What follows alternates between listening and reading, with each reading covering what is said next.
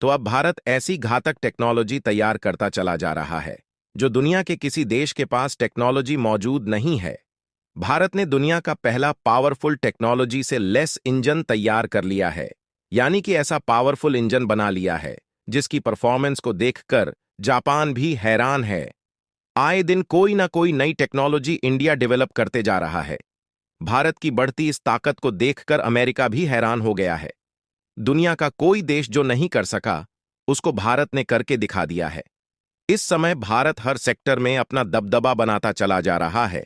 ऐसी ऐसी नई और एडवांस टेक्नोलॉजी विकसित कर रहा है जो बड़े बड़े डेवलप्ड देशों के टेक्नोलॉजी को एक झटके में ग्लोबल मार्केट से बाहर का रास्ता दिखा दे रहा है।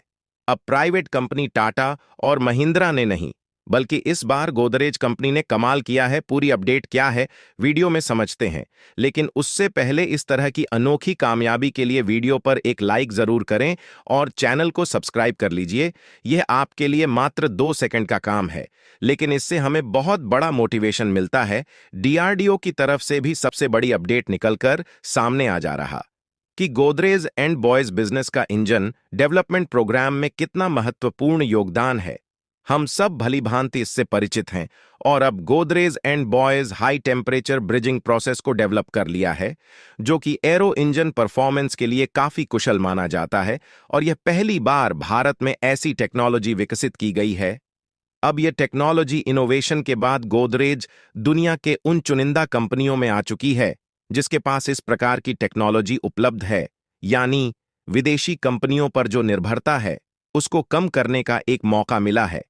कावेरी इंजन के डेवलपमेंट और मैन्युफैक्चरिंग के लिए कंपनी किसी विदेशी पार्टनर को नहीं लाएगी, जो कि भारत के मेक इन इंडिया प्रोग्राम के लिए बहुत बड़ी उपलब्धि होगी।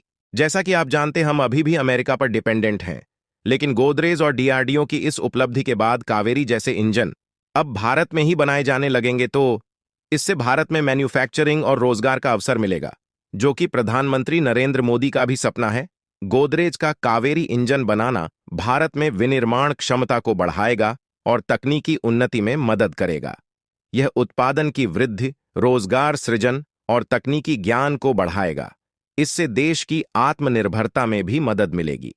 हालांकि गोदरेज के अधिकारी ने कहा कि कावेरी इंजन को डेवलप करने के लिए किसी विदेशी कंपनी का भागीदार नहीं बनाएगी। इसके उत्पादन के लिए सभी इंजीनियरिंग पार्ट्स खुद ही बनाने जा रहे हैं। डीआरडीओ द्वारा विकसित जीटीआर-आई इंजन पहले ही परीक्षण में पास हो चुका है। कावेरी इंजन की सबसे बड़ी खास बात यह है कि यह न सिर्फ फाइटर जेट प्लेन के इंजन में ही नहीं, बल्कि स्पेस में जाने वाले रॉकेट के इंजन में भी लगाया जाएगा। यहां तक कि इसका इस्तेमाल यूएवी यानी कि अनमैन्ड एयर व्हीकल जैसे कि ड्रोन के इंजन में भी लगाया जाएगा। यह एक बहुत ही बड़ी उपलब्धि है। आपको बता दें कि यह 40 किलो न्यूटन इंजन है, यानी कि यह बहुत ही हल्का है। यह 110 किलो न्यूटन इंजन नहीं है, और यही इसको और भी खास बना देता है, क्योंकि इंजन जितना हल्का होता है वह उतनी ही ज्यादा परफॉर्मेंस देता है। और अमेरिकन इंजन का वेट कम से कम 110 किलो न्यूटन होता है, तो आप अंदाजा लगा सकते हैं कि कावेरी का इंजन किस हद तक परफॉर्मेंस दे सकता है। यह पहले ही परीक्षण में पास भी हो चुका है। उम्मीद है कि हम इसे बनाकर समय पर इंजन डिलीवर कर देंगे। हालांकि जो एरो इंजन होते हैं, जो यह एक्सट्रीम टेम्परेचर वाले एनवायरनमेंट पर फंक्शन करते हैं, जहां पर इनको ऐसी टरबाइन रोटर ब्लेड चाहिए जो कि इस एक्सट्रीम हीट एंड कोल्ड को सरवाइव कर सके बिना फॉर्मेशन के, यानी किसी प्रकार का अगर उसमें परिवर्तन हुआ तो यह खतरनाक हो सकता। सबसे खास बात यह है कि जेट इंजन डेवलपमेंट प्रोग्राम की अगर हम बात करते हैं, तो उसमें इस प्रकार के टेक्नोलॉजी का एक बहुत बड़ा योगदान होता है और गोदरेज की भूमिका यहां पर काफी महत्वपूर्ण है। यह बड़ी खुशखबरी है। गोदरेज एंड बॉयज को कावेरी इंजन के लिए बड़ा कॉन्ट्रैक्ट मिलना देश के उद्योग को एक नई ऊंचाई प्राप्त करने में मदद करेगा। इससे रोजगार के अवसर बढ़ेंगे और नवाचारिता को प्रोत्साहित किया जाएगा। यह कॉन्ट्रैक्ट है 8 मॉड्यूल 6 ड्राई कावेरी इंजन के हैं। इनको बनाने वाले यह पहली प्राइवेट कंपनी बन गई है जो कि ड्राई कावेरी इंजन के लिए इन मॉड्यूल्स का निर्माण करने वाली है। सिर्फ गोदरेज ही नहीं, बल्कि गैस्ट्रोबाइन रिसर्च एस्टैब्लिशमेंट की तरफ से भी हमें कुछ मेजर डेवलपमेंट देखने को मिले हैं। जहां पर गैस्ट्रोबाइन रिसर्च इस्टेब्लिशमेंट ने ऑलरेडी जो लाइट कॉम्बैट एयरक्राफ्ट तेजस के इनिश प्रोटोटाइप हैं उन्हें फ्लाइंग टेस्ट करने का फैसला किया है और वह इस क्षेत्र में काम भी कर रहे हैं जहां पर ड्राई कावेरी इंजन को इनसे टेस्ट किया जाएगा।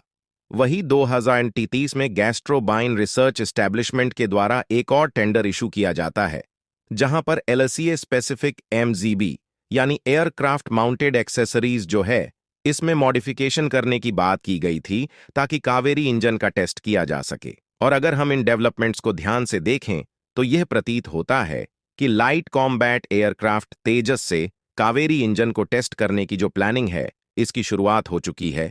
आपको बता दें कि इंजन मैन्युफैक्चरिंग में बर्नर क्षेत्र बहुत इंपॉर्टेंट होता है।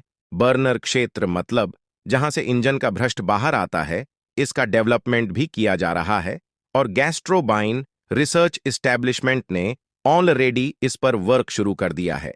आपको बताते चलें कि जनवरी 2024 में गैस्ट्रोबाइन रिसर्च एस्टेब्लिशमेंट के द्वारा जो आफ्टर बर्नर सेक्शन है, अब अगर जनरल इलेक्ट्रिक F4 इंजन की बात करें जो कि तेजस को पावर करता है, तो यह 48 केन का ड्राई भ्रष्ट जनरेट करता है आफ्टर बर्नर के बाद। और अगर कावेरी इंजन 80 केन के आसपास पहुंच जाता है तो यह एक अनबिलीवर्स अमेरिकन F404 इंजन में उसको यह कम कर सकता है।